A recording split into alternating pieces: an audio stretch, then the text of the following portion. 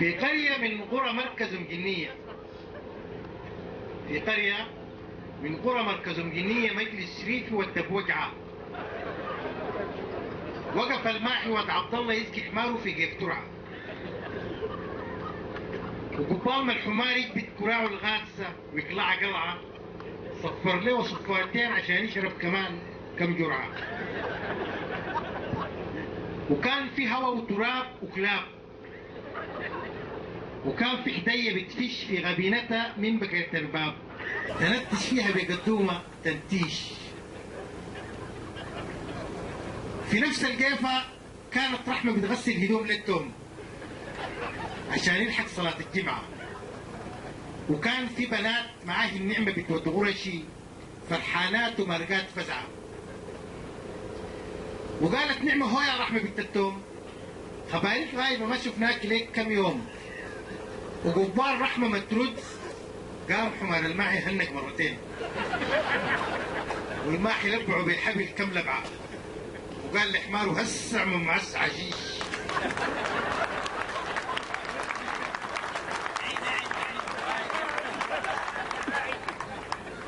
بعد الجمعة ديك بجمعتين، كان عدتها بتقعد للصباح ما فيها عدة، في طويلة شديد.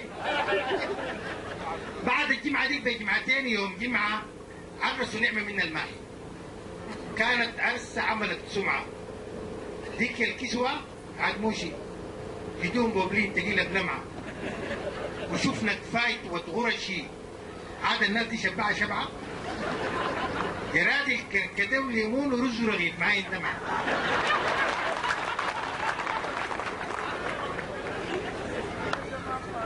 وجات حمدين بدلوكات المخلوقة غنت غنوة الصيد الحمال الحجعة، وهزت حسن في الجنوي وزغرت بد نعيمة يوي، وكانت عرسة يا زول هوي تقول عيد الله كان شفت الخلق مجتمعة ومخصوصة تقول تجيش. بعد سنوات وزرعة في زرعة جابت له البلولة اللي هو بطل القصة والدنيا دوب، جابت له البلولة وبلة ومبلينا والمبروك وحصلوا 7. البلولة الماحي شاف الماحي تعبان قام كبر بسرعة وما ضيع وقت في فارغة، كان طوال يا ماسك كتاب يا برعة لحد ما كمل الثانوية بإتقان، وخش الجامعة ثاني الدفعة وجدع اخوانه بورا ضيشهم تطيش. في ناس من مركز مجنية سمعوا بلولة في الأخبار، وناس متخرجين كلية جبر الله وحسن بوبار دقوا اعلان وكتبوا عريضة حام بها الخزين جبار، وكتب وجعة تحتفي بالبلول البار، وكان في تراب وكان في غبار، وجنب في الحلة عربات اندروب الكومر، أدوا بلولة كتبوا هدوم وساعة رومر، وجزمة جديدة تتلامع بدون ورنيش. حسن الخير وفضل المولى قدموا للبلول نصيحة، ورطنوا معاه بعد الحفلة بلغة أجنبية فصيحة، كلام بالإنجليزي معناته اوعى تبقى لنا فضيحة. هناك في الجامعات في بنات وما وروه حاجة صريحة، ولو وروه ما بيسلم من التكييف. هذا مقدمة القصيدة ولا أستطيع أن أقولها كلها.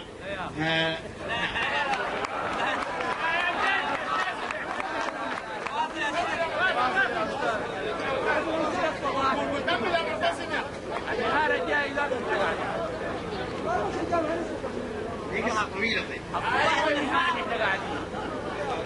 للصباح طيب الآن البلولة الماحي عبد الله البلولة.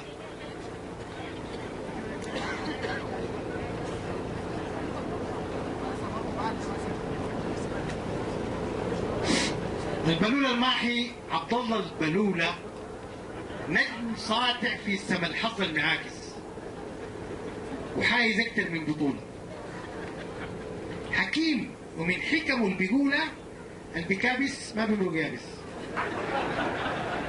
ويا ولد خليك مسرح ودي ملابس، ورغم حكمته حظه من الريت طلع بيش.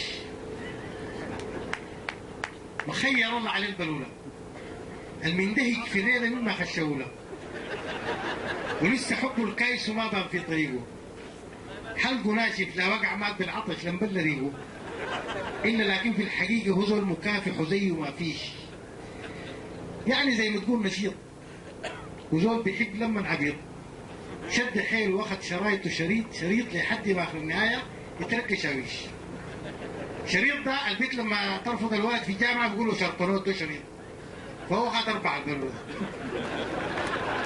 لحد ما آخر النهاية يترك شاويش. قلنا له خلاص كفاك انزل معاش، وقلنا له كفاك تصنقع واندهاش. جدع كتابه وصر وشه وجاط وهاش واتنفش قام له ريش وسوى له ركن نقاش. قال انتوا عايزين ريت بلاش؟ انتوا قايلين الغرام بس من طالون ومعاه قاش؟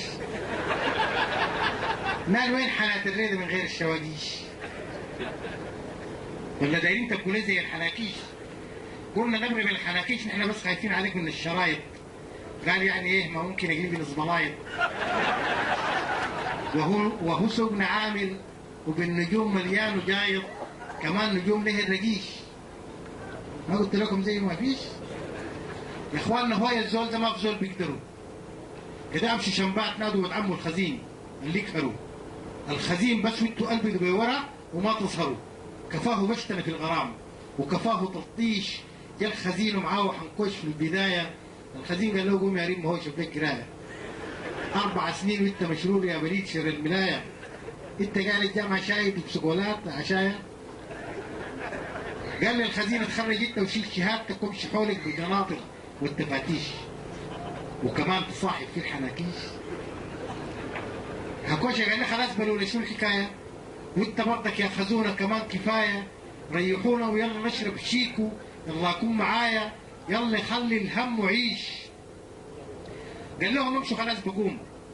وقام لعن كل الشرايط والنجوم، ودى نفسه مكف وقال تاني انه نوم. تاني يا مجرم كده نلقاك تحوم. وكان بيكسر في العلم كسر الدريش. وتخرج المسكين محاسب في الحكومه. في الحكومه بتنحسب ليك انت قومه وانت جاي لحسابيك ولا عتاك من همومه. قال محاسب قال يا حته درويش. بعد 4 سنين والبلوله يكيد ويجاهد عملوا عمله وودوا دوره كمبيوتر في المعاهد لحد ما ظهر قضيه الاختلاس جابوه شاهد. ودوا مبلغ ظهره حافز للكفاءه وباطن بكشيش. والبلوله عمره ما عرف الخيانه. البلوله كان بتصبح كل كلمه يقولها كلمه بامانه. شال القروش بخيته دخلها في خزانه وقال بتنفع في القضيه الجايه معروضات ادانه وتبقى في ايد اللصوص زي الكلابيش.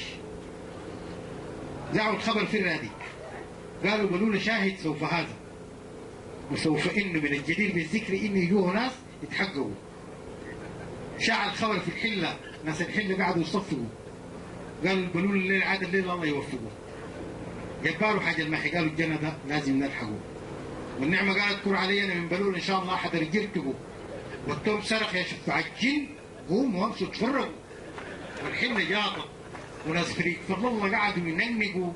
وبخيته قالت للبتوله الليله ما ندهوا البلوله سمعت بإضمي وحال عيني وعلى من الرميش.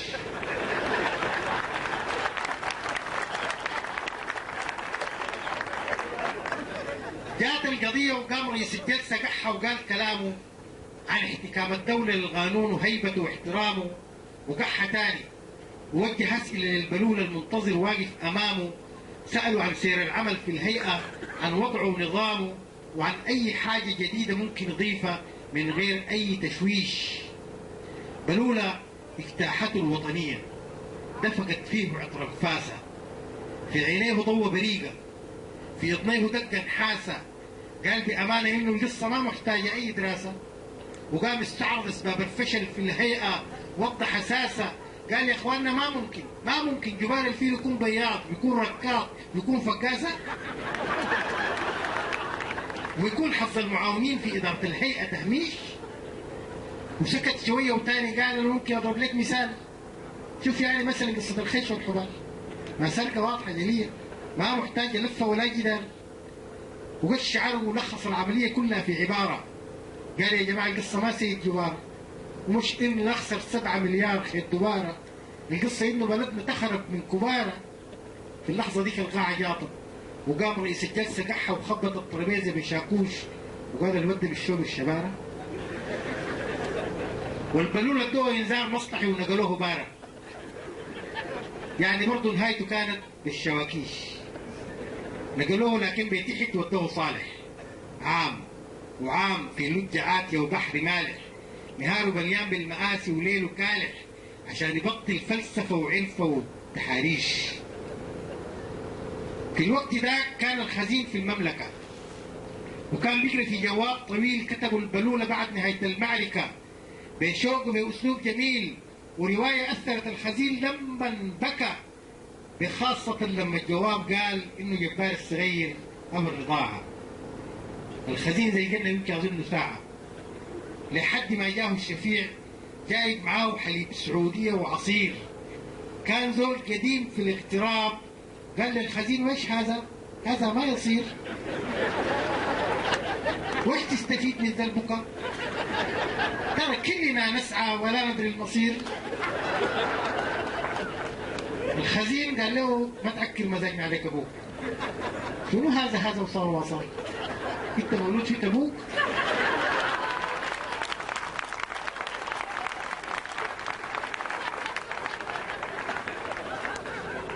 خلينا من هذا وترى. ما سمعت بزول ماش قريب؟ الشفيع قال والله ما ذبحتنا في هالدنيا غير هذا الرسائل والمكاتيب. والخزين سطر جواب جواه شيكتين عمره للوطن الحبيب، ومع الجواب رسل هدوم لو فت اي محل زيها ما بتجيب، ومع الهدوم جاب ريحه لينه وريحه ناشفه وريحه، وغايته يا زول جايب عجيب. جاب شنطه زي زنبيل مستفه فيها صلصه وفيها 5 علب حليب ودستة سيجنال ودستة ماجي، وجاب قرنفل وبن وشاي وهبعان، وجاب علاجات الرطوبة، وجاب علاجات لحرارة فم وشرهان. ما ين عجيب ولا حادين. ما ذكرت لك علب الكريمات والدهان، وبعد ده كله كمان ريالات ما يعادل 300,000 وشوية حرابيش. أكبر فرحة اللي مبلينا في الجواب خبر سفر البلولة معاها، وكان في غليبة أكثر من 3 أسباب تخلي الفرحة ما سيعاها. أول حاجة كي تلي مدير الهيئة في شافع له تسوى، وتاني كمان بلولة مش بيلم المال ويتم لأمه نعمة مناها، وتالت حاجة هو بلولة خالد جبار حبيبة برافقها وبرعاها، وضحكت وقالت اي سبب بعدين تاني ما هماها إلا بخيتها غمزت ورفعت حاجبينها، باقي بخيتها عاد فهمها. قالت لها هوي ما تنسي شيلي معاك بخور تيمان عشان جبار. ومبلينا قالت لها صح والله جابته امي قالت تنفع التتوار. وكانت رحمه بهناك سارحه مشغوله تسخن في دهن كركار، وشافتها نعمه قالت لها عادي ان شاء الله في عرس البتوله وفي جدة مختار، وكان في فرح ملخبط بكلام نسوان، وكان في ملاغزات وهزار وامال زي الطيور كامنه ومعششه في قلوب تعشيش.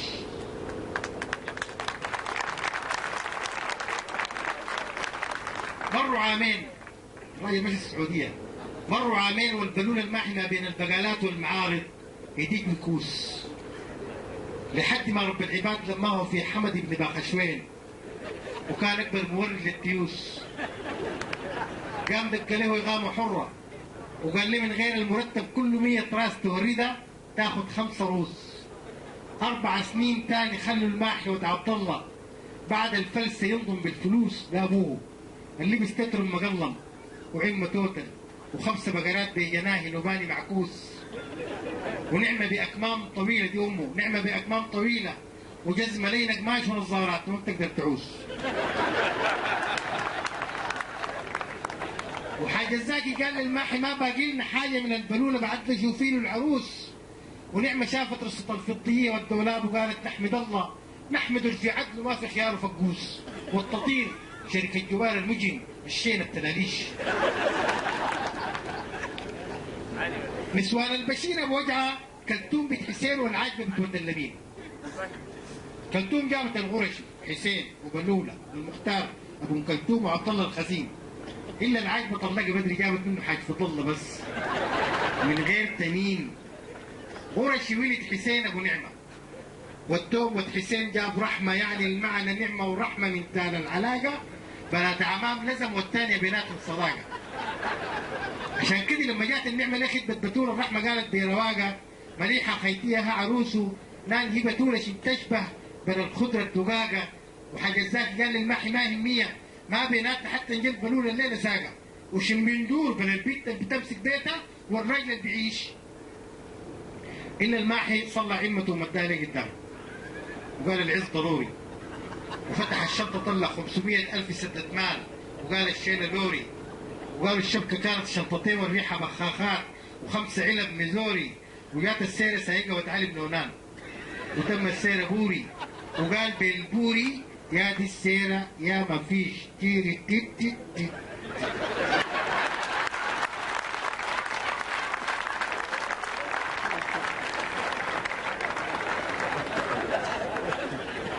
نعم انه المسافة قصيرة لكن نعم بدينا قال ان ياخذوا لفة. نعم انه المسافة قصيرة لكن نعم بدينا قال ان ياخذوا لفة. وجو الصداقة يغنوا سايقين العريس في نصهم زافينه زفة وعملوا صف زي القطر وسط المحطة وهزف الفنان ولفة. والبنيات غنوا غنوة بيسحروك يا حلوة لو شافوا العيون مليانة إلفة.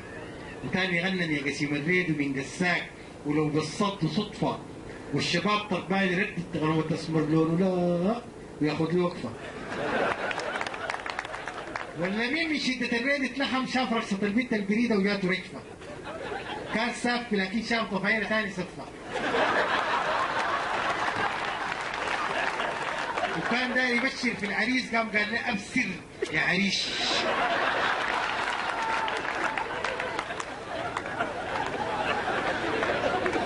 قبل نهاية الفاصل الثاني بعد ما ضبطوا عشان الفنان وبعد ما جابوا فرشوا سراير ملوبين حوش الديوان جبر الله سعيد وحسن بوبار جايين يا دوب. دير الناس اللي عرسوا بدري وحسن حملوا وقالوا الروب. حسن الفلها ما طارت له وخلى الجزمه لبس مركوب. وجبر الله سعيد قال يشوع استغفر وامن بالمكتوب.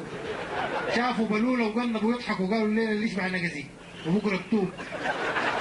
وقعدوا يوسوسوا قالوا غريبه بلوله يعنس والجو صافي وما في حبوب. يكون ما كان ماكل في حله ولا حكايه الحله تكون تخريف وكلام تهويش.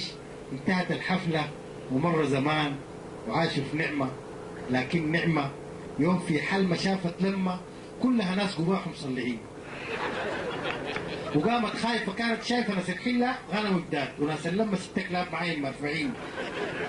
ورفعت ايدها ندهت سيدة عاد يا الله هو يا الله يا ودامنا سيد المله ويا بسلسله يا بسلسله يا بسلسله عاد يا الله تحفظ زي بلوله وبله والمبروك معمر لينا والتومات وتحفظ شادي يا قادر يا معين. ومرقت بدري كانت ماشيه ناس الرحمه بالكلثوم تشوف اولاد بتول وبلوله حيدر وانتصار والتوم وجنب العتبه سمت باقي شافت لها حفره ملانه نمي القريش. بعد الحلمه بايام بلوله و6 من اصحابه يوم في جده كانوا مجمعين ضربوا شيء وقاموا فكروا وقالوا ليه ما نعمل استثمار؟ وليه بين الخروج والعوده نحن مزعزعين؟ وقاموا كورك ورجوا رجه شديده لما انفقعوا بالكوراك ورقدوا مصدعين. فجاه جوهم ناس نظيفين وش وتريانين جسوم وملمعين قالوا لهم نحن جايين من مؤسسه شغلها استثمار وقايمه جديده واسمها نستعين. وقاموا طلعوا استمارات فيها اختام و5 لوحات لعمارات يا سلام. ووضحوا الاسعار بجدول في دفاتر بس تقول البنك في اخر نظام. قالوا 50,000 دولار شقه 5 غرف كبيره وهول وحمام. وقالوا ب 30 وب 20 وبما كل ما نقصت اوضه القيمه تنقص 10,000 بالتمام. وثاني طلعوا استمارات التكاكين والورش وقالوا لهم ما عليكم الا ثاني تفردوا الالات وتمشوا ترشوا رش. بلوله وناسه لون حراس واستغراب واكدوا للجماعه انهم من سكتوا من نفس الكلام ما اظن مرت ربع ساعه. وقالوا للناس انتوا ناس اولاد حلال. وقاموا وقعوا في الارانيك بشجاعه وجابوا جركان فاضي جركان زيت ودقوا وغنوا غنوا يا حليلك يا بلدنا. وقالوا حقه نرجع لوطننا كفانا الدوران وتطفيش. جل بلوله و6 من اصحابه كانوا موكلينه كونه دارس كمبيوتر وزول محاسب وكونه انه ما بيجامل في حقوق الناس، وجن الغش جنه. جلبلوا له وجابوا لي مكتب كبير مليان اثاث ومجهزينه بيدش وتلفزيون وفيديو وست تليفونات ترنه، والمدير كان زول صغير عمره 10 سنين اظنه. والبلوله قاعد يناقش في المدير زي ساعه كامله وما فهمش حاجه غير كلام بس معسول مع شويه تحابيش. صح المدير ما بيفهم لكن مثقف وزول بشوش. والبلوله مرق بجحجح بين حقيقتين، انه وطني وانه مغشوش. مرق مجحجح عوضه من الورشه كوب خرسانه قافله زنك حوش، وقلنا بيجي رجال الوحوش. ولف لف لو كان ده واحد عنده اكبر راس دوش. لف لما صحته اختلفت تشوف المنطلون الكام مجبص بس كلوش. لف لما جابوا ناس في الحله قالوا الجوه واقع جمع عمارة تستعين البركه واقع فيه جاكوش، وجابوا معاهم شيك تعويض وقالوا بتوله تستلم القروش. قام رقد لحد ما طاب، قام فتح دكان كبير في مركز الجنيه خصصوا للشواكيش الصغيره وللمسامير 7 لينيا، وجنبه ورشه لصنع المراكيب والبراطيش.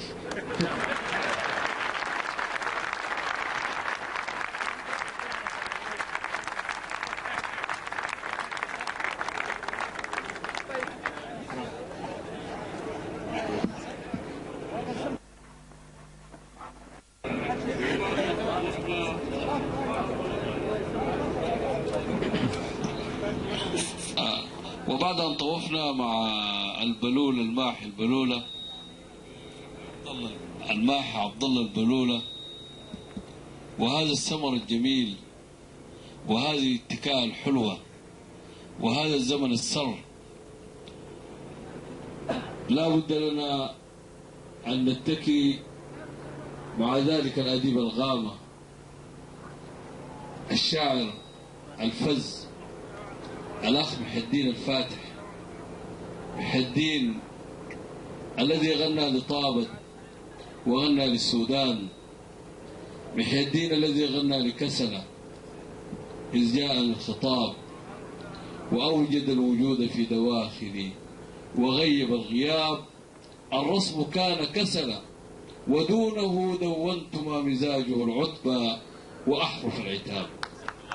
العتبى لك محي الدين حتى طلع وأهلك ينتظرونك، ما وجدت حضورا مثل هذا الحضور ينتظر الأدب، وما وجدت اشتياقا للأدب في ساحة من ساحات السودان ولا في ساحة من ساحات العرب مثل ما يدور الآن في طابة. ألم أقل لكم إنها قطعة من بابل ضلت طريقها إلينا في طابة؟ أنتم أهل بابل الآن، أستمعوا إلى عنترة بن شداد أو إلى امرؤ القيس أو إلى أي واحد منهم، فليتفضل أخي الحبيب. علي سعيد، طبعا أنت تشبه فيما روى أهل الأدب والفن في الرواية القديمة، أنت تشبه كثيرا عروة بن الورد، لكنني أنا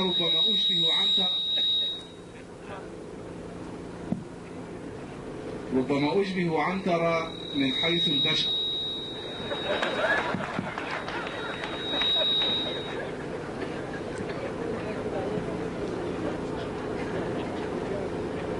ولو أن شعري ليس فيه عنتريات فشعر العنتريات يجلس بجواري وهو آت.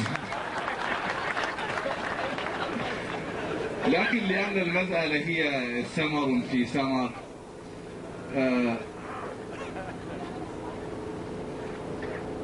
أقدم قصيدة أشارك بها في هذا الحفل، ولكن لها مقدمة لا بد منها، ربما لا تكون لشرح القصيدة لكن لشرح الحالة التي جعلتنا نكتب مثل هذا النوع من القصائد.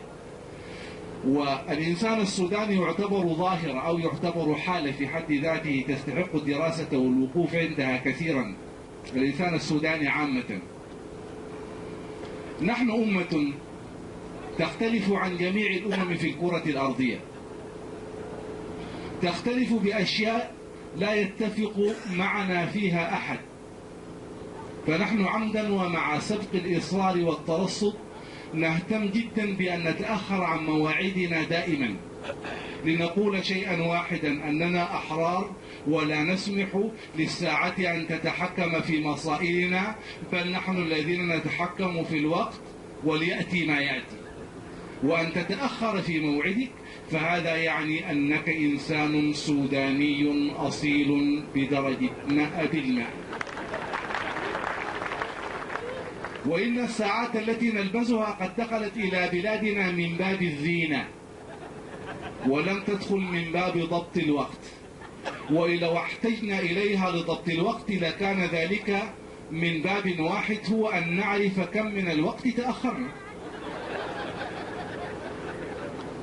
والتأخير في السودان ينتج إنتاجا يوميا، بل أننا حاولنا أن نؤصل له في تاريخنا. فقد نال السودان استقلاله تماما حينما أعلن في البرلمان في 9 صباحا من يوم 19/12/1955، ولكن فقهاء ذلك الزمان قرروا أن يتأخر الاحتفال إلى 1/1/1956 بتأخير 13 يوم كاملة. ذلك لأننا كنا أمام أول منتج وطني رأينا أن نضع عليه ديباجتنا التي تسمح لنا في المستقبل بإنتاج آلاف الأطنان المترية من الداخل. والتأخير في عرفنا الشعبي يعتبر فضيلة من الفضائل، لدرجة أننا أقمنا كثيرا من أمثالنا الشعبية على هذا النسق. أولسنا نحن نقول دائما: كل تأخيرة وليها خيرة؟ أولسنا الذين نقول: درب السلامة للحول قريب؟ وكذلك نقول: السايقة واصلة. وكثير من الأمثال، حتى أن غناءنا يدعو إلى التأخير. طلب الشاعر من محبوبته أن تبقى لمدة أسبوع كامل، أقل حاجة تخلي سفرك حتى لو أسبوع أقل. وقال آخر: تعال بكرة أو بعد بكرة أو، وبعد ذلك يختلف الفقهاء في تقدير المسافات التالية. أما الآخر فقد قال عمدا: غيب تعال. تلقانا نحن يانا نحن. الوقت لا يهم. لذلك استطاعت الطائرة السودانية، أي ما يسمى بالخطوط الجوية السودانية، أن تعبر تماما عن وجدان الشعب السوداني البطل. فهي الطائرة التي تنتج التأخير يوميا وببراعة شديدة. هي طائرة لا تخذلك أبدا في أنها لا تقلع أبدا في موعدها. لم أسمع بأن أحدا فاتته الطائرة السودانية في أي مطار من مطارات الدنيا. تأتي إليها مسترخيا فتقلع هي مسترخية أكثر منك. وقد حدث بعضهم أن بعض كبار رجال الأعمال ورؤساء المنظمات السرية في أوروبا الوسطى يفضلون السفر بها حينما يذهبون إلى باريس أو لندن، أو في العودة إلى فرانكفورت.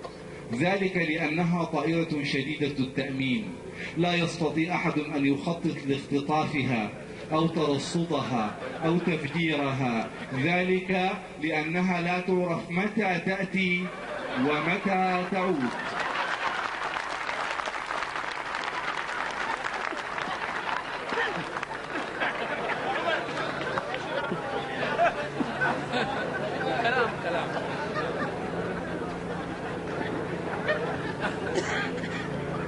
ولو تلاحظون أننا دائما في أخبارنا نميل إلى عدم تحديد الأرقام تلك التي تدخلنا في عدم ممارسة حريتنا.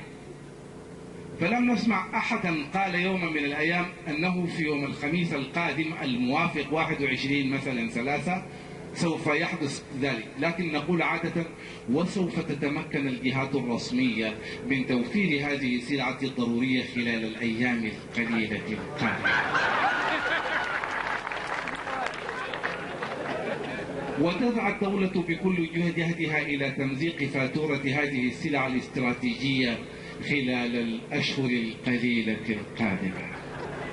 وستتمكن البلاد من اجتياز هذه المرحلة الصعبة من تاريخها خلال السنوات القليلة القادمة. ولولا الحياء لقلنا العقود القليلة القادمة أو ربما القرون القليلة القادمة. قال لي أحدهم: أتدري لماذا نعمد إلى إهداء مخطوباتنا؟ هذا الكلام للشباب يا علي سعيد. إهداء مخطوباتنا خاتما ودبلة أو خاتما وساعة وسلسلا وأقراطا. قلت لا أدري، هي كلها أشياء مستوردة، فنحن شعب يستورد في الآونة الأخيرة كل شيء.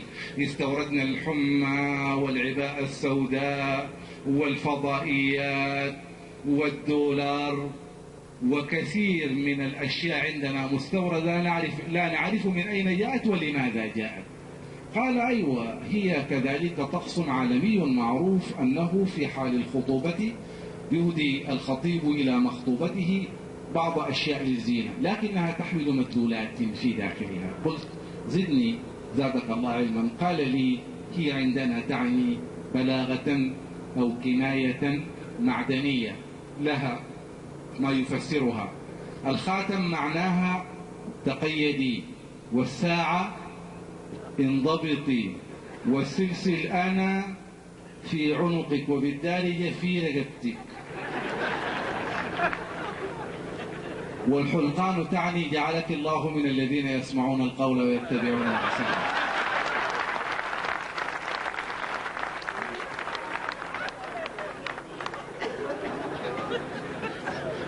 ولأننا حالة خاصة كنت في كثير من الأحيان أفكر في الطريقة التي نفكر بها في أشيائنا عادة، ونصل إلى القول أو إلى الفهم أننا فعلا مختلفون وأننا نستحق الإشادة، هذه الإشادة التي نفعلها لأنفسنا.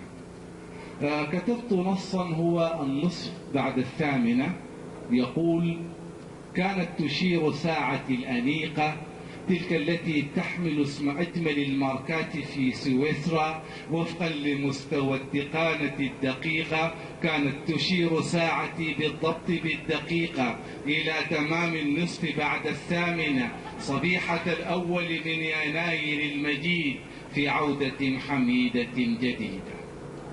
خرجت حيث كانت الإذاعة تضج بالكلام والنشيد، وكان صاحبي الذي أزور عائدا لتوه من بلد الآمال والأحلام، وحسب ما أذكر لم يغ فيها سوى عام وبعض عام، لكنه يا نضر الرحمن وجهه ونضر الحقائب الكبيرة العديدة. اللون هادئ والجلد أملس والوجه مشرق والثوب من رخام.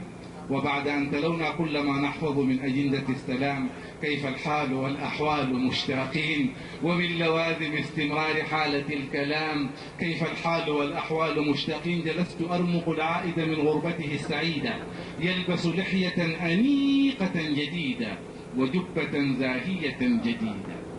مزبحة من الصندل في اليمين، في اليسار قد تلون المنديل وشفت الأوراق في المنديل، تلك التي تدفع عن أنوفنا الزكام مع روائح الفقر التي تفوح من غوابل الأيام. كيف الحال والأحوال مشتاقين، أعدنا غير مرة مراسم السلام، وبعد ربع ساعة تبخر الكلام.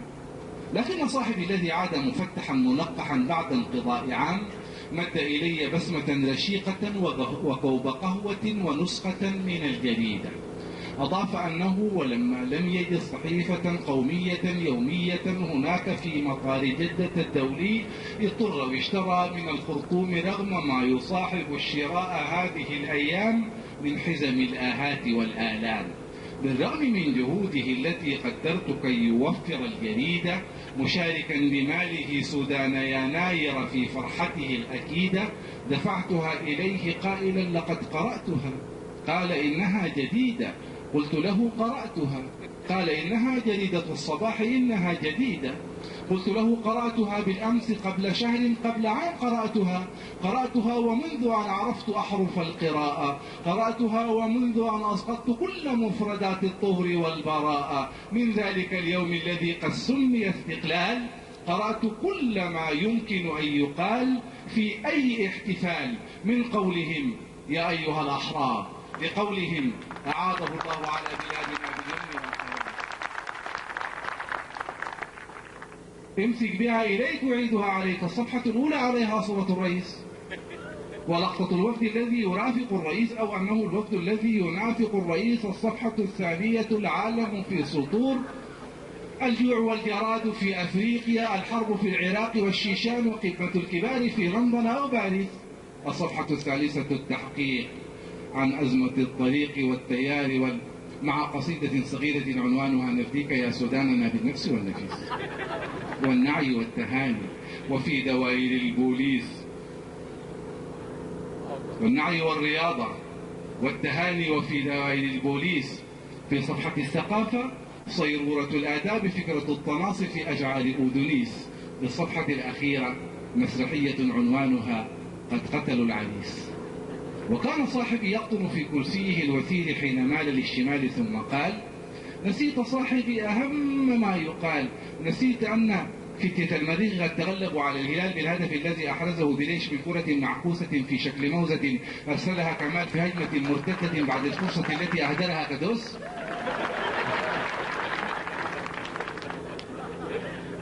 زاوية مظلمة في شكل موزة، الضب، الدحيش، الفار، كدوس.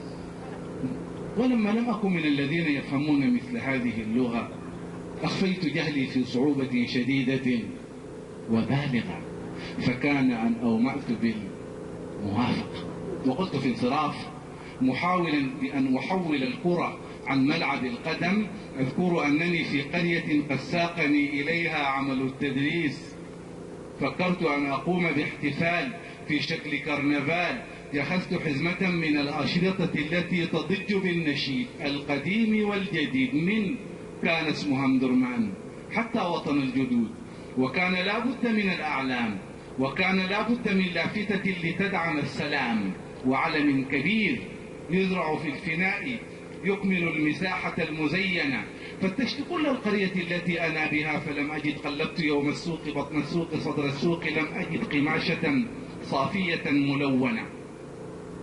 ما كان في يدي غير عود، فعدت في يدي عود، ومن خلال أسف شديد حدثني الناظر أن في زمانهم ذاك الذي غير بعيد كانت لهم حكومة رشيدة يهمها احتفال يوم العيد، تستورد القماش للأعلام قبل شهر أو يزيد، لكنه الذي مضى ولن يعاد. ومنذ أن تقلص الإيراد ما عاد في بلادنا تجارة ولا اقتصاد. وصاح صاحبي: لئن يكن قد قالها فقد صدق، لأنني من كثرة الفساد وقسوة الوضع على العباد وغير آسف هجرت هذه البلاد، هجرت حيث لا تفتيش لا زحام، الوقت بين النوم والصلاة والريال والدوام والشرب والملبس والطعام، وكل شيء عندنا تمام. وكل يوم قبل أن أنام لم أنس أن أحقن مصل الصمت في أوردة الكلام، حتى نسيت معظم الكلام، ولم يعد يهمني في داخل السودان غير أن أشجع المريخ وأستمع الغناء من زيدان. الحمد لله الذي أخرجني من قلب هذه المشكلة وواضعا شريط تسجيل على المسجلة. أضاف صاحبي بهذه المناسبة: في الليلة ديك أغنيتي المفضلة، فهل سمعتها؟ قلت بلى، سمعتها 1,000,000 مرة مفروتة علي في الأفراح والمواصلات والمرتبات والمصادفات والليالي الحالمة. أضاف في ابتسامة طرية وناعمة: وهل سمعت أنها أغنية الدجاجة المفضلة؟ رددت في سري: في الليلة ديك أغنية الدجاجة المفضلة. دجاجة عاشقة من دجاج آخر الزمان، زمان من لا يفهم في السودان غير أن يشجع المريخ أو زيدان، دجاج آخر الزمان. وعندها استعدت ملء خاطري دجاجنا القديم، دجاجنا الذي ما عبر المطار، دجاجنا الذي لم يألف الأنوار، فقفزت في خاطري الدجاجة الصغيرة الحمراء. يا ليت ما يقرأه الصغار لو يفعله الكبار، دجاجة صغيرة ولا دجاج هذا العالم المليء بالكلام والأخبار، تلك التي تعرف ما تنزل السماء، وحينما تخضر وجه الأرض من معزوفة الأمطار أذكر كيف كنت معجبا بقولها، بل كنت معجبا بفعلها حقيقة. الفول فولها وكله لها، لأنها ووحدها قد زرعت وحصدت وجمعت وطبخت وأكلت فطاب أكلها. صفقت ملء خاطري لها، هتفت ملء خاطري لها، ولتسقط الأرانب ولتسقط الفئران مع دجاج آخر الزمان. شكرا.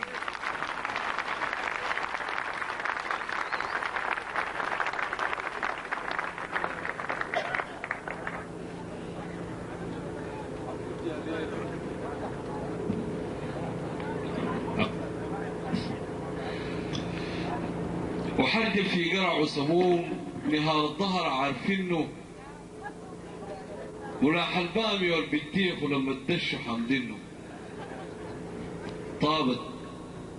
طابت التي انطلقت، وإذا بدأناها من الشمال من ترعة النوبة الكبري،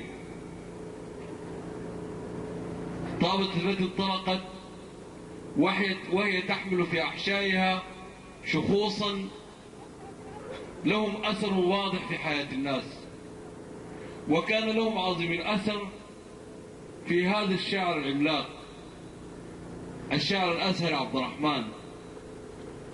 حفوت يا ليل حفاية وين، حرجل في قرع وسموم نهار الظهر عارفينه، ملاح البامية والبتيخ ولما تدشوا حمدينه. هداك الشاعر اللي صلاته إبريق طلعت منه، وليه طار البقر مرحوم أسأل معتصم منه. أسأل عبد الرحمن. حياكم مرة أخرى أيها الحفل الكريم. حقيقة يعني التعليق الخواطر بتزدحم في الذهن، غير إنه ما الواحد كتب من شعر. فأنا بذكر في طابت قبل 20 أو 25 سنة، كنت 35 سنة، وبتذكر كان بنعمل معانا بعض، نحن كنا معانا محدين دول الجماعة دي كلهم لطعتهم دي كانوا صغار بنغنوهم يلا يجوا معانا وعلى السلام كويس. ومعانا سكرتاج الجماعة دي مصطفى الجيلي برضه كان هنا الناس بيفتح علينا، وبنمشي نادي العمال برضه. فكان بنجيب بعض اخواتنا واهلنا وبعض الاسر الكريمه هنا، ناس محدين وناس النيل وبعض الاسر كلهم، بنعمل افلام فيلم هندي، وانا بنمثل العذراء ونجي نغني ونالف كلام هندي، والبنات دي بس نقول ان هي نحيك عندك عندي. وكنا قاعدين نعمل حفله بالتذاكر ونبش مدني والكاملين والعزازي، ما عرف الزمن ده ليه وبعشر رواية وحتاتي وحنسوهم كده، والله كل مرة وقروا لما المدارس تفتح والله بنشتري قدوم لرسل بنانا. فدي من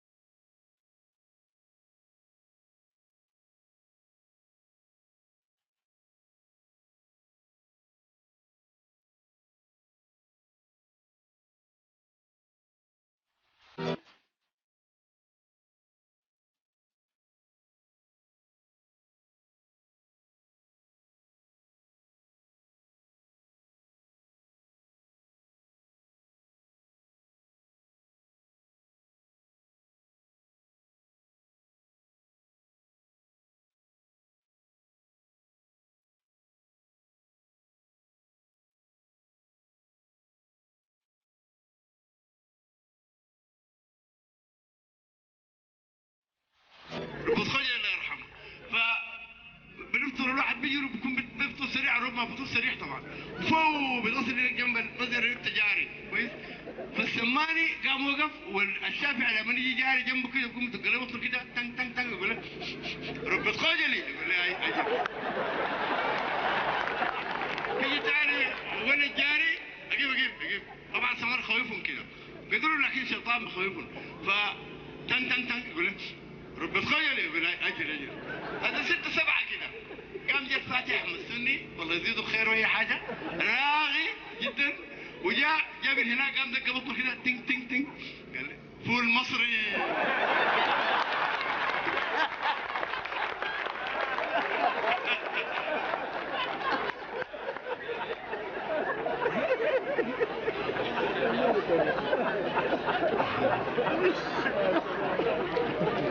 تفوت يا ليل شنعان، تفوت يا ليل حفاية يوم حرجل في قرع وسموم، كلام النجمة طارنه يفتش لي بصيصة كتير جهال في ساحته يرنوا، بنات سمحات حوم الناس تبل الدوم، تروح النوبة والنجاضة والطاهر كمش الهدوم، عشان يحمينا نحن نعوم. وراه ابراهيم تلجنل غفل وجابه، بعد درجيقه في الوطا نضحك بيها غرابه، على حصحاص درب عربات نفكر في الرهاب ونقوم، اكيد جنان اكيد لاتين امريكا اكيد مرسومه في جعابه. وطابت يا بنيه ودوده ما بغشوها كبكابه، تقاعسوا عن بلوغ الشاوي في المعروف مرتابه، قصر حيشانه من رش الحوامل اكلوا درابه، طوال حيشان بعد جاطط وشتتوا فيها عذابه. ده كان يا سيدنا بدر قبيل وقت احلامنا قلابه، مضادنا الحيوي تحت الزير والضبان يقول ننو، وملح الباميه والبطيخ ولما تشوا حمدنه، هداك الشاعر اللي صلاته يبريك تملعطه منه.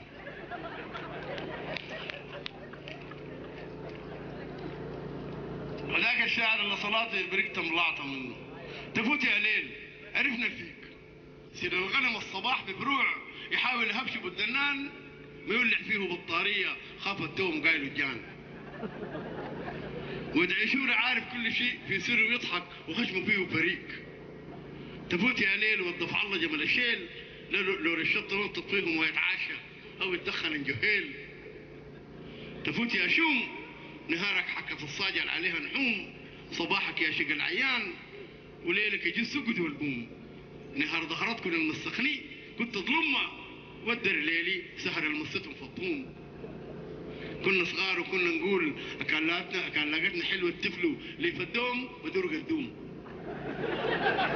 وكنا صغار وكنا نقول كان لقتنا حلوه الطفل اللي في الدوم بدور قدوم، نهار اليوم طاب الصن كان كباش ناوي يصوم. وليه طار البقر ملخوم كان ابيض ومشلول في البيوت زي عقدها المعلوم، بذكرني البنيات بدري فاتن للمدارس والقلب محموم، الجنزبيل مبروم. نهار اليوم طاب الصن كان خالي القسم حيصوم.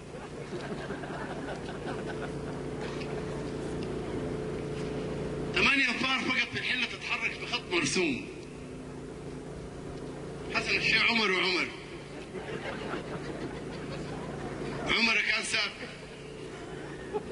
ده جار اخواننا اولاد الخشوم والقد واهل المنزل الدافي، سعي الولد بالزمان والليله في التعليم ونابر جد، زي مسلمين واخوانه ومضوي العديم الند، اطباء مهندسين ورجال عيونهم فيها مويه العيد،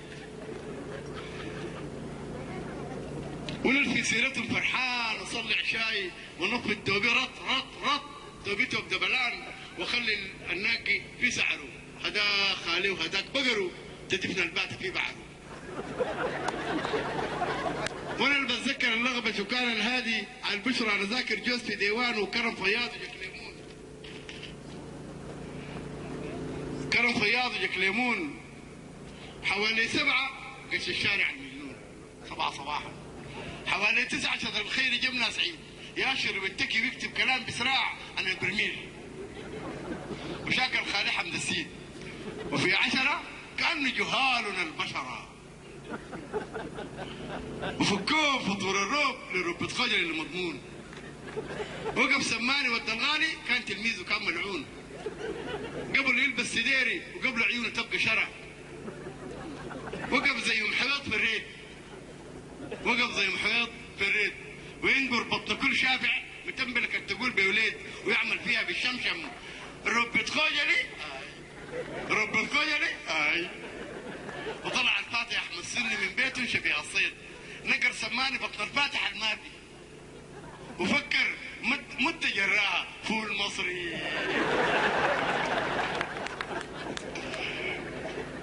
نقر سماني بطن الفاتح المافي وفكر مد جراها فول مصري، من الخوف قال هاي بس حقيقه كبده وبيض.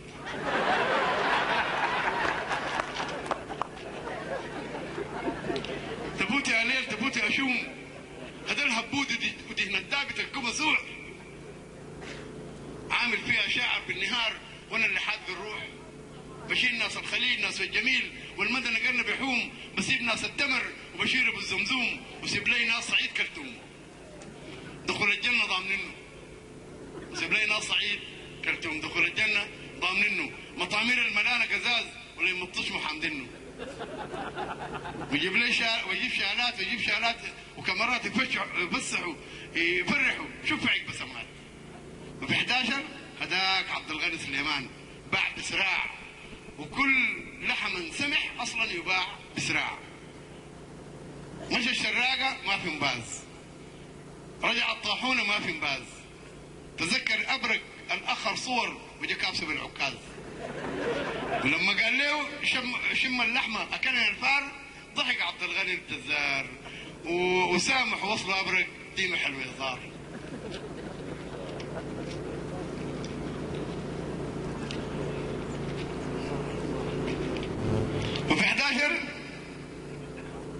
وفي 11 جبار طلع الصراح في ذو الخلاوي يتذكر التهليل ووقفه عيد، ختام عيد الضحيه الفات وحاجات ديمه مطريه وشربت ناس 10 بيتات، صبح في الثالثه عسليه، فتش باقريه وبالبلعوا وروق اللي بتفتح في العرق 100، ورد سريع سلام مرتين اظن الرحمه هم جايين. وقام بسراح كانه تذكر المرسال، دفر باب سكين بكراعه كانت ملكهم ولدين. ولسه اظن من فرق ما بين فتريته واللمباز، ولكن الفرق شاسع ما بين الطير قد ام احمر وبين ودولي ود الاحمر. عن الوداه ليلها الرو فطور بالتيخ حقيقه يموت ولو حي شاذ، فاخر عشوه له ملحلبا بالويكه ياي جنباض. زولت مشبهه الجوافه كان للنقر يصحى خزاز، ورجعوا لينا ود الروف وملك الموت رجع نباز. وفي 11 هديك بتلحم شاب الساعات 12، طلعت هالليله ادى العمره بالباسو ولما العاده كان ميرود، وقالت هل كفاه اللحمه بالصلصه، وعليك الله يا سيد الكرم والجود، رازق النمله تحت الفيل رازق الدود في ابس العود، هداك لو ربع دار الكبري فاتوا وجاني جاي عديل، واشوف ناس ربع دار يسفوا من بعضهم قريب السوق، وعين لها ما بعين حسود، عم التجاني اطيب زول يبيع الفول بدري قافه يوم جايل كان بيشبه بخيت النيل، وكنت التامن انا وجلس المداري الدقه فك الصيد بنات الريل،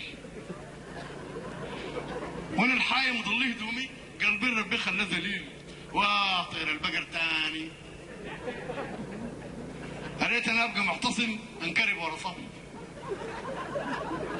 اريت انا ابقى معتصم انكرب ورا صف، وريت انا ابقى دينجا يجيب قصاب بيتن وغالت بنت واسبر رف، وغالت بنت واسبر رف، وريت انا ابقى عبد الباسط النظاره فيها بنات كبار جوا يغش حلاين الشيطان بعرف النف،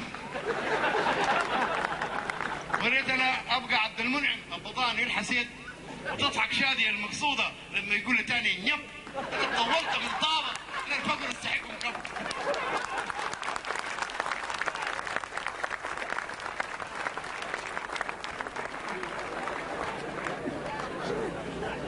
طولت من طابة للفقر استحقهم كف، ويبقى لي الصف الممر بين ناس كنم ما صف بنات موسم تداعي الجنزبيل، كان صف اوائل الوسطى قبل اواخره في شجره بتول بنت الخليل، من واحده حديقه النقا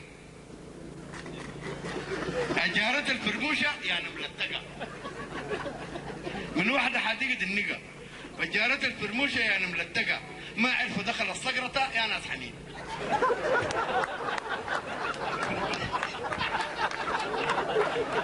ما عرفوا دخل الصقرة يا ناس حنين، مين وعد في البيتين ده، لكني متأكد لحد الليلة ما كاسة بهم بغادر يعطي الفضل. جوزي فرتك جوا حوش الناظر الابيض طويل. الاصل محنوف ود السندس الشباب الفتيل. واحده بزقاق والجميل. واحده بشارع دق البصر الفوق الورق وريمش كحيل. واحده قالت ها قصاد بيت دقشين باي باي مستحيل. جوز على الجراره فرتك. جوز على الجراره فرتك. مروا بزقاق شيء عظيم. لفوا ديك بنت المساعد ما خطر في البار رحيل. والعبيد اخضر جميل. واحده شمت زي عسل. واحده شمت زي عسل عصا حلوه بدون مناديل. واحده وصلت دوله الجراره والجراره شارين الغسيل. اما يكون علي مسافر هو السماني ماش حنتوب جذور الصم ناقصات. او موسى اللي كان من انظف الاولاد. وموسى الماح خلف ميعاد شالوا اطلس من الوداد فيها صفحات من عمرنا وفيه قرطاس زي شدرنا شدر بتول بنت الخليل.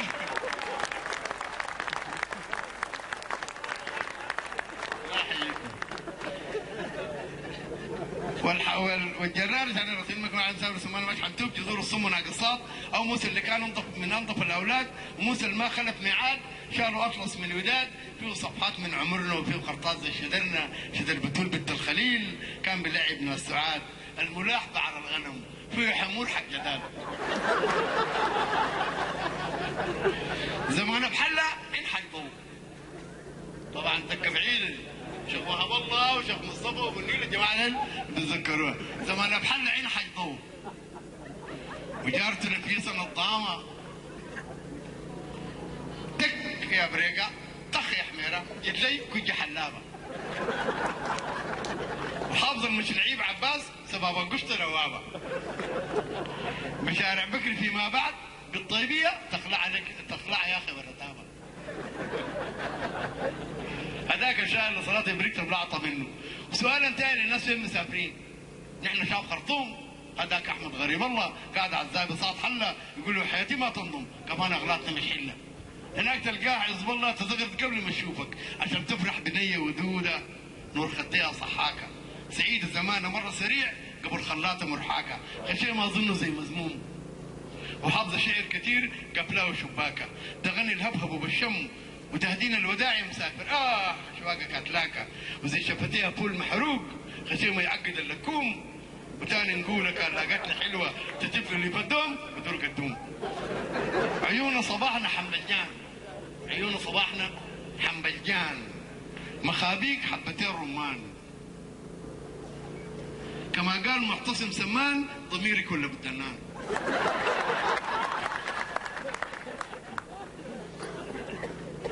نهارك شقة الشمام وشوف عمصمص حداك. دروسنا عصينا صورة التين وسط الجنة في الرحمن. دروبك ليلنا نسرج خيلنا نتمسى مع النطراء. فلو عينتوا لجهة القبب تلقوني بتحرى. وعارفة جتا وإعرابي متى. وعارفة تبارك العيد في بلد فرجعتك الراكة. صراحة ما كان شرعي لولاك. ما كان شعري لولاك. ولا كان الزمن سهل. وديك الحلة فارق ضل يكون بريش مسافر وين. يجي يسمع كلاما زين ويرجع تاني عايتين نشتك تحنا ملوتعيش. ونسقي سكرك كان فيه. وكان ما في كفانا السكر اللي في رمشه الغافي. كفانا حبيب ابي وازل وبسيني الحافي. كفانا السكر اللي في رمشه الغافي ولما الصيف يجي طير البقر فيه السمبر المافي. سلام الناجي غب العيد رقاق في جكلبن دافي. سلام الناجي غب العيد رقاق في جكلبن دافي. سلام العيد يجينا مع الخريف والنسمه بتفطش عظم حافي. بسكرني البنيات بدري فاتن للمدارس والقلب جافي. قرا ابيض ومشلول في الفروع زي عقدها خرافي. فيا قمر القبيل جيراننا عوافي. والدجعلي عوافي. وبسلسله بوليس برضه عوافي. وطلع الطابة المحروسه لمكان احتفال بثوره وطنيه. والميدان كان وسط بناتنا الليله بين المقلي والكبري. لما البرق غني يو يو يو يو يو. زمان البرق وغني يو ايو ايو. وحاجه دي حاجه نشوفها سحريه، اظافرين الجبرتيه، السحاحير والحيطنيه.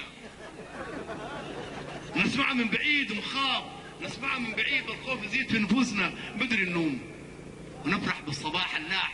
كانت خوفه وهميه، كبرنا شويه نقش تحت الترب ونشاغل الحيه. نولع دق والعينين شراره ونلمح النيه. نرجع تاني للميدان. طلعت طابة المحروسة لما كان احتفال بثورة وطنية، والفاضل عمر سبق الكبار، والجائزة كان بشكير، تم العشوة طحنية. ولما تريمة سبت عجلة زي الشيطان، ضحك الطيب العربي وخالي الماشي حضرية. كملنا شوية لعيون العنب، شعر من كار لمزيق القلب. سبناه عشان اللي تذكاري في البراك. وين بارد الطية، إذا ما بطل الجاية، إذا ما بطل الجاية أنا الشالاق. أنا الشالاق ودايما للسمع تواق. أنا التلاب ولو في كلاب أصابعها من عصير، أصاحبها من عصير، والسيف بدفن الباب. ونرجع تاني للميدان. الحبل تجار مزارعية، وكم طاشر غبش جروا الجقمية. ودخلوا الأهل والعمال، ودخلوا الأهل والعمال ونور عبد الله يا بكاي. ودخل الاهلي والعمال، وكان عثمان فرح خراي، والسماني موسى الجراب رايم عظيم لعب هاي هاي من الطايف خليفه الباص. نور عبد الله يا بكاي يتمتم موسى عصب الله يسب ويضحك العشاي.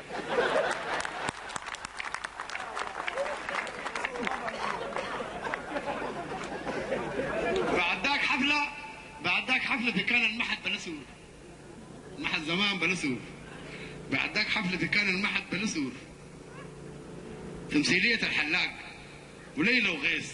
وكان غيث بيت كان لمحتها ليلى الأصل تخليه غرور. شعر صديق براسه هذا مقنبور، ود الفاضل المبكور حليش إن التسالك كانوا يدور. وليلة غبعة والزين طرب يا أخينا بالطنبور، نكاتبرق واينو والضحك في عين حبيب كالحور. وكان بياتي في نفس المكان والحور، عيونك فيها ثوراتنا وفيها نعس نجيماتنا، سكاليب وفرح جنوي وقد ترجع غنيماتنا. عيونك يا زقاق دفاي ملان ريحة لقيماتنا، عيونك ضم صفوف ترتاح وتحزن لانقساماتنا، ففيهن أي زول حيموت وفيهن سلاماتنا.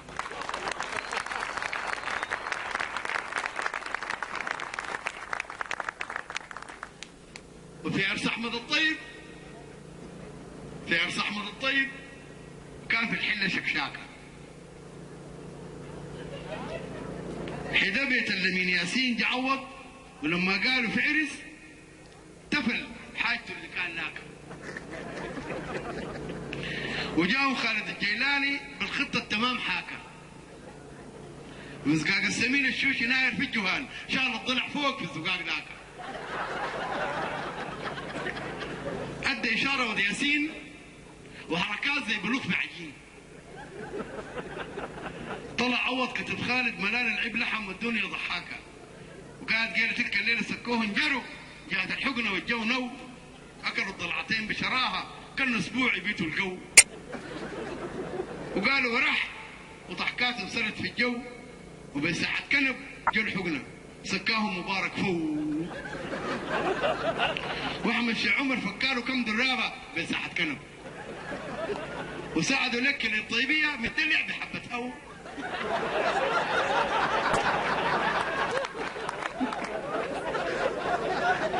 طبعا بصراحه الطيبيه ما بيربوا كلاب وكده، ده فخر ليهم يعني. ما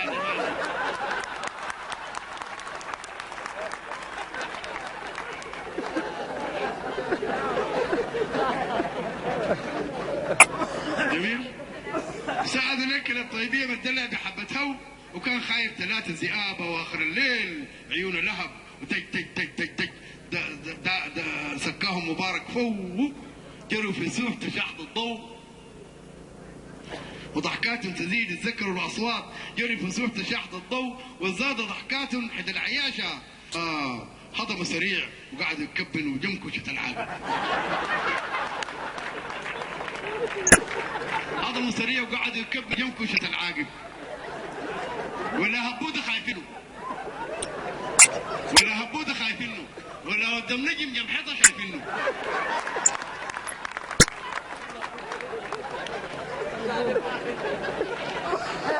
ولا جارنا بالله بسيط نونايو سامعينه. ولا جارنا بالله بسيط نونايو سامعينه. رد سلام يكن تقل قليبه وغرب الجوز شق طمرات طين حافظنه.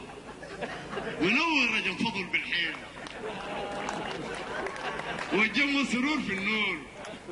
واسألوا معطينه ألا ذاك الهرش فرحان فوق ما صرته راجل الناس يجي يحنوا.